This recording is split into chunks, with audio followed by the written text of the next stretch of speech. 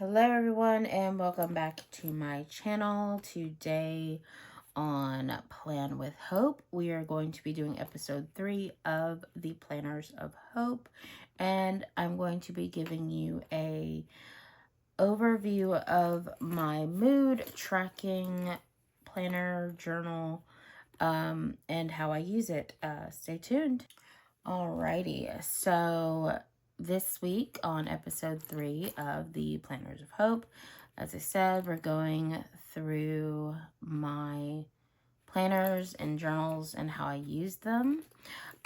This one is my mood tracking journal. It's very simple. It's nothing spectacular or special. It's just a tool that I use to assist with my mental wellness journey. So just on the outside, I've got the Sailor, I'm not sure what pen this is, but it's a Sailor keychain from Yoseka. This is just a finding that I got from a craft store. It's got an A on it. I think I've mentioned this before. My middle name is Hope, not my first name. This Traveler's Notebook, you've seen it before. As I said, I do have one in every size. This is the pocket size. And it's got a nice elastic strap, that nice wide gusset that I like for those thick notebooks, and a pen loop. This is a just a traveler style notebook pocket cover. It's got the little pocket here. It's got a pocket on the back and then a zipper pocket.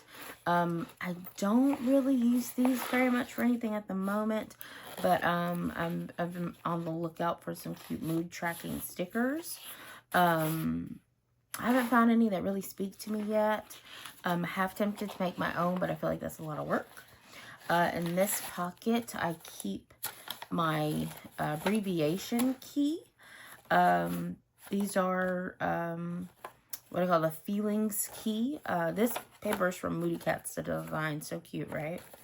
But yeah, that's kind of my key for the abbreviations that I use. They all do have specific designations and specific feelings attached to them. This is my sterling ink. I believe this color was called either fog or smoke or something like that. I can't remember. But this is the A5. Nope, I apologize. This is the pocket size grid notebook. It has 517 pages in it. There's a little teeny tiny page number down there, if you can see that. I don't know, it's very light, I can't really see it myself, but I use that. And then the sterling ink pocket size booklet.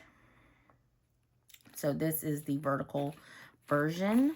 It's the same, pretty much the same as the other ones. It's just condensed into a smaller. You've got your yearly tracker, which I'm not really using, and then vertical weeks. Let's see, I'll zoom in a little bit. Just excuse anything that you might read, because I am kind of what do you call it, profane in my speech. I swear a lot.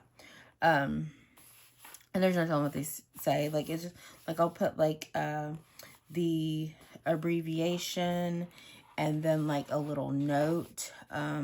Neutrals always in the middle, no matter where I start on the page. And if it's a good day, I'll kind of go this way. If it's a bad day, I'll go inward.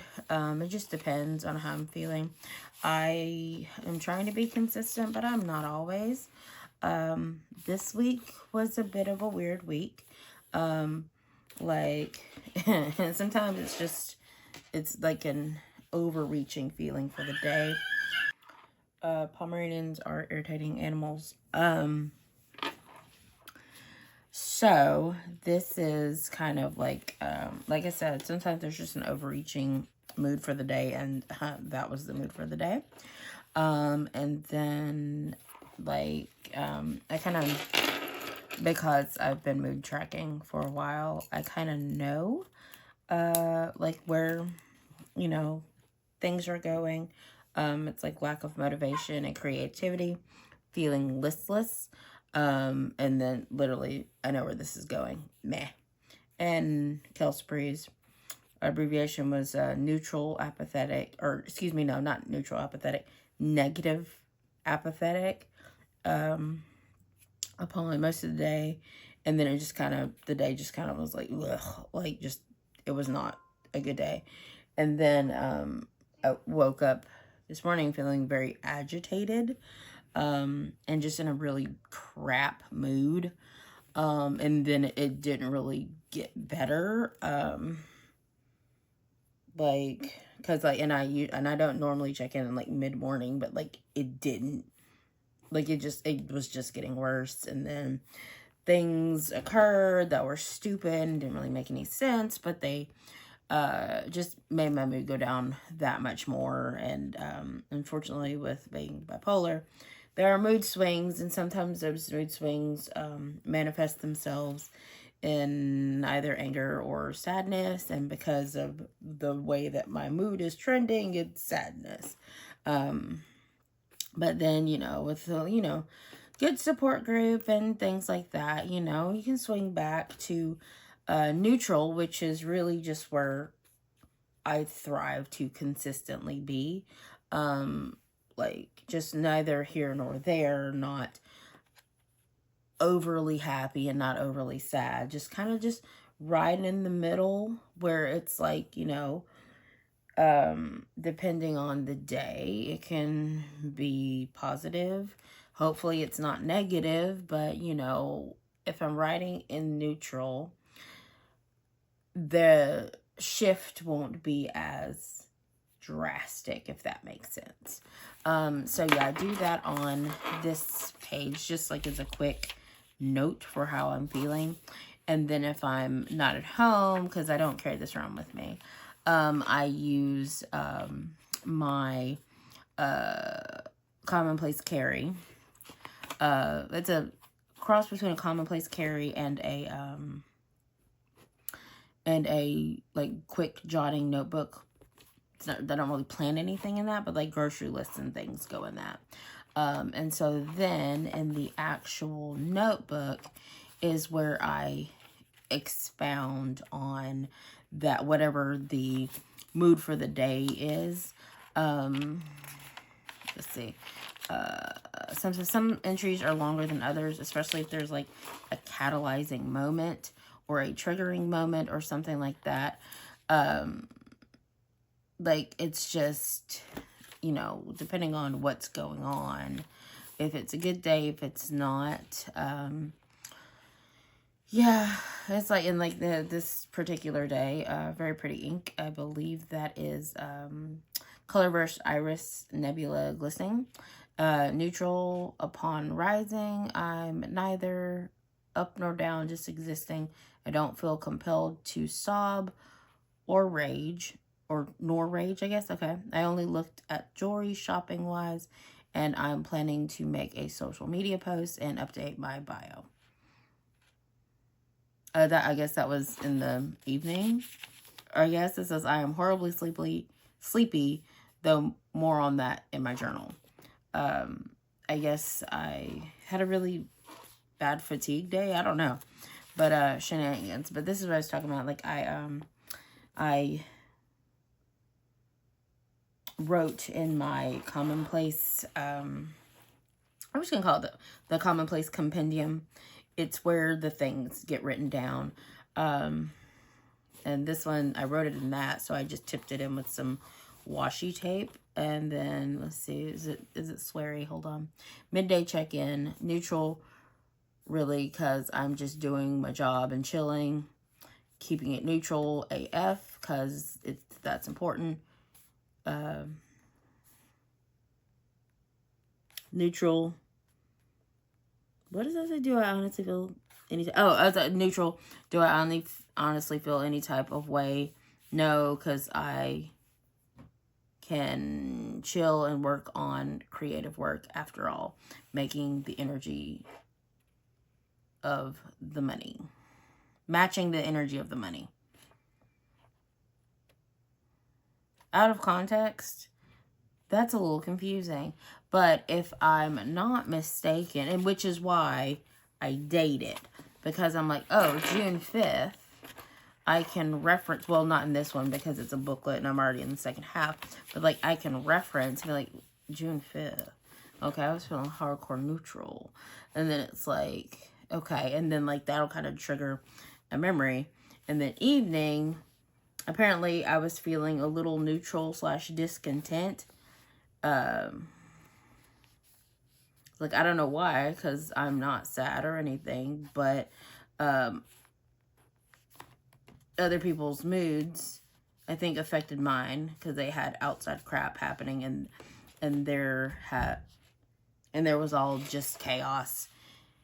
And then it's just regular bullshit. Like, and that would be like a moment of like a catalyzing incident that might affect my mood. As I said, I'm one of those people who is rather susceptible to outward energies. I mean, I don't know. I guess it's some form of empathy or sympathy, but like, I just like shifts in energy. I'm very aware of them, and sometimes it affects me, unfortunately, but that's what I mean. Like, I put in, you know, how my mood is, and then expound upon why I feel like my mood is that way. And like, and C stands for content. Like, today, June 8th was a great day. Like, I felt good. And then June 9th seems to have been a good day. I didn't really, you know, go too far as matching. June 10th was a good day.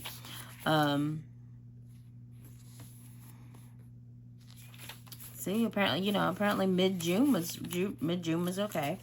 And then, like, most of June was okay. And then, like, I can literally watch a downward swing occur by looking at my mood indications.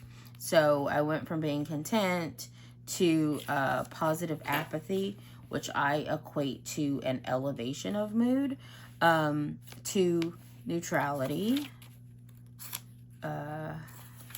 neutral content. I had a good evening. Neutral content is a positive. Neutral.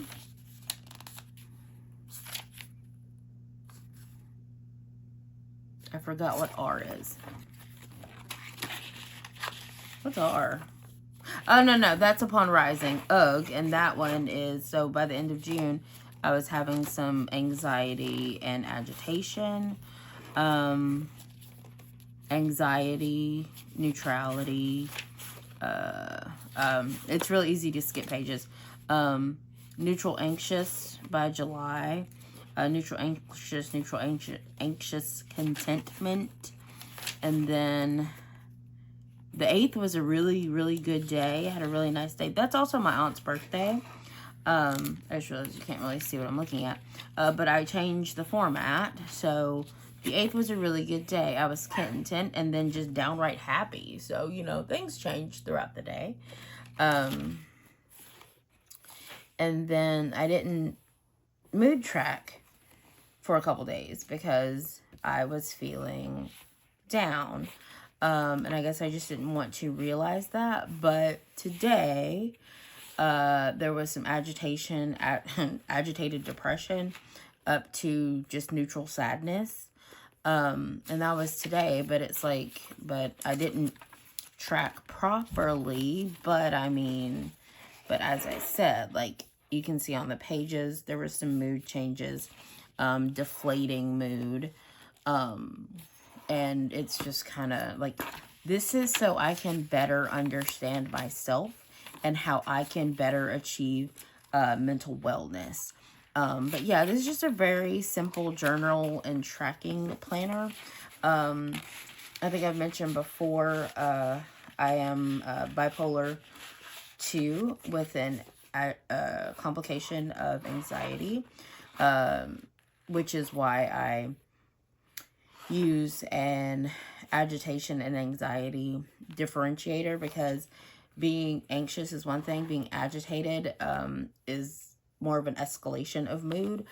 So that's why I differentiate between those. But yeah, that's kind of how I use my mood tracker. And someone, like, I got several responses that said, do you really use all those planners? Like, yeah, they're all for different things. Like, they all have each purpose. And as I said at the introduction video, I wasn't sure about compartmentalizing all these things within my life, but this one has really kind of helped me. It's like I haven't even been doing it that long, but as I said, I can see a progression of my mood, and that helps me because I can kind of know what signals to look out for, and that's really the best way to do that, because I am currently unmedicated, and I really need to be mindful and vigilant of changes in my mood so that I can, navigate my life without too many mental health interruptions, if you catch my meaning. But yeah, this is just a simple, I don't take it anywhere with me. It stays at home. Like I said, I jot down any catalyzing events or mood events in my commonplace compendium, which we'll go over that one as well. But it's just really, this is just a tool to help me to better, as I said, have the most successful journey of mental wellness, because it is an ongoing journey. It's not a beginning and a destination. It is the embarking upon an epic quest, much like Frodo Baggins. So yeah, this is just a tool to kind of help me out and navigate things, like a compass for my own mental health. But yeah, that's really just it. That's all it is. It's a good little book to plan in. Of course, the traveler style is very nice. The pocket size is very handheld. As you see, my hands aren't terribly big, but it's just nice, and I like the thickums of the notebook. I don't really use any stickers or anything like that in this one. I feel like there's no need, but like I said, for the mood tracking, I feel like some sort of cute little sticker might be fun. But again, this is not a journal. It's just a annotation and reflection type moment that just kind of helps me out. But yeah, this is planner number 3 of the Planners of Hope. Hope this is helpful. Thank you guys for the new subscribers. Welcome. I hope you enjoy the channel, and I hope it's helpful to you. Thank you for recent commenters. Glad I could be of some assistance. And yeah, thanks for joining me on my obsession with stationery.